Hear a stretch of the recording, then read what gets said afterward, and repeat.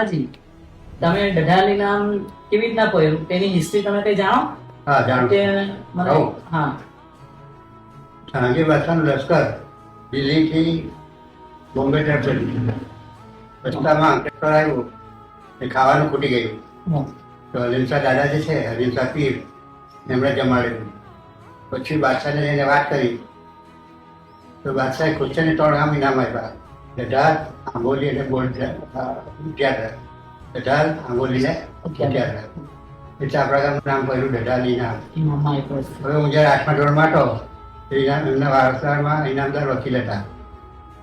અને એનું મહેસૂલ એ લોકો લેતા હતા અને જે જમીન ઉઘરાવતા જમીનનું મહેસૂલ ઉઘરાવતા હતા હમ. એ લોકો એમના વારસદાર લેતા હતા.